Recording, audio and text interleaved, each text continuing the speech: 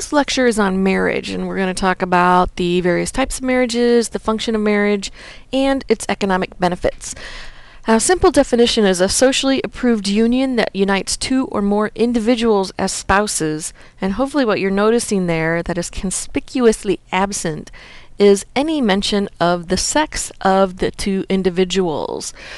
Now, there are some implications to this particular definition. One is that we have some type of sexual union, there's a type of permanence involved with it, and a common residence. Now, there are various functions of marriage. One is that it does regulate sexual behavior. Now, I don't want to imply that sexual relationships within marriage are the only acceptable type, because there are some cultures where there are very specifically defined times when you can have sex outside of marriage. So, for instance, the Toda of southern India, married women are allowed to form sexual relationships with certain priests that are male with the husband's approval. Now that does have some particular function. It helps to make sure that the priest actually has that outlet for a very biological urge, which can then help to decrease the potential of things like child abuse. It also fulfills the economic needs of the marriage partners. So what this does is make sure everybody has their needs met. It also provides a way for us to teach people what our gender roles are supposed to be, and that's a process called enculturation. It perpetuates kinship groups so that we know who we're descended from and who we can go ask for help if we need it. And finally, it provides an institution for the care of children. No group can survive if it can't perpetuate itself both biologically and culturally. Marriage provides actually one way for both of those to happen. There are various types of marriage. One is monogamy, and this is simply two individuals. Could be man-woman, woman-woman, man-man, but again, it's just two individuals. Serial monogamy is accepted in some societies, and this is where you only have one spouse at any given time, but you could have several during your lifetime. So a divorce, somebody who gets remarried would be an example of serial monogamy. Somebody who's widowed and gets remarried would be another example of serial monogamy. Then we have polygamy. Now, polygamy in and of itself just means multiple spouses with no gender attached to it. If we want to get specific, then we're going to talk about polygyny, and that is one man with multiple wives. And then we have polyandry, which is one woman with multiple husbands. Polygyny is the most common form of polygamy. We find it in societies that have a lot of conflicts, the warrior societies, where the ratio of women to men is high, and where rapid growth of the family is beneficial to survival. Because, frankly, you really only need one man, but you need to have a lot of women, because women are kind of limited by that whole gestation 9 months thing.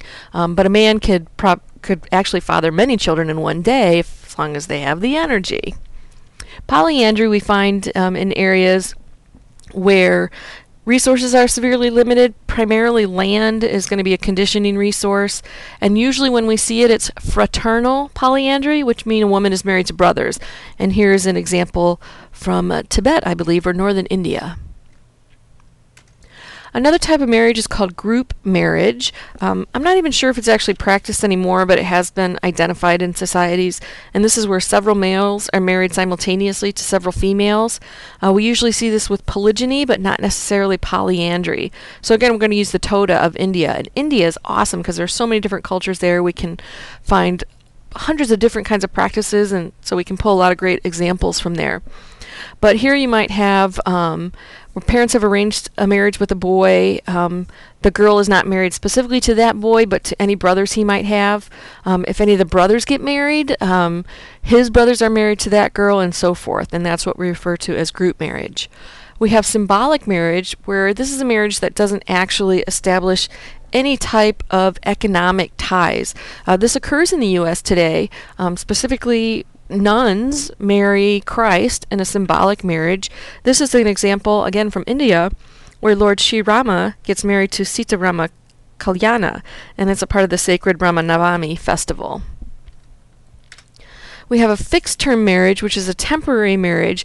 Now, this legitimizes a sexual relationship, and it might have minimal economic obligations. For instance, in some cultures where a religion is practiced where it's absolutely forbidden to have sex outside of marriage, somebody, if they're going to be away from the culture, say going to war or going to school in another country, could get married for that time that they're going to be gone, which will then, again, legitimize the sexual relationships. It also, again, provides that outlet for a very natural biological urge. Once the term is over, the marriage is dissolved, sometimes there is a financial settlement. Then we have fictive marriages, and this is a legal marriage that allows the acquisition of some kind of social benefit without a real family being set up. So a green card marriage would be an example of this. We also have something called the levirate and the sororate. A levirate is where kin of a deceased man have to provide a new husband for the widow.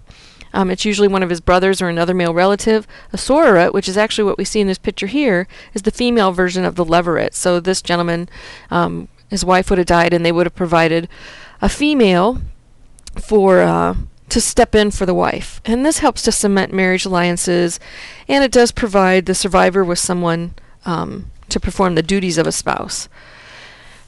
And so there's the spelling of those two particular things. We also have a ghost marriage, which is where it could be a married or unmarried kinsman of someone steps in and marries someone in the name of a person that has been deceased. So let's use the Nuer. So if a young boy dies before he gets married, his family will set up a ghost marriage where a male relative of his, could be brother, could be cousin, marries a woman in that deceased boy's name, and then any children that come out of the relationship are actually the children of the deceased boy. And it just helps to keep that particular individual alive and his descent line going on. Marriage choice. Societies have rules about who you can marry. Virtually every society has some type of incest taboo, which forbids sexual behaviors with designated groups of people. Why these arose is a good question. It could be people notice some genetic problems. It could be psychological, that whole familiarity breeds contempt thing. It might be sociological to help prevent role confusion. And it might just be an economic and political thing, so forcing alliances outside of the family to extend a kind of network, both economically and politically. Some other rules, we have exogamy. This is where you have to marry outside of a designated group. It could be residential, it could be kin or whatever.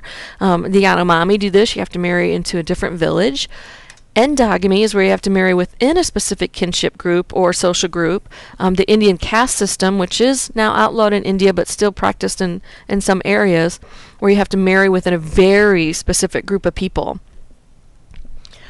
We also have arranged marriages, and this is where the parents or some other elder or broker arranges a match. Many societies, the two people that are matched up actually do have a say. They can meet and then decide not to get married. Sometimes that's an option, sometimes not.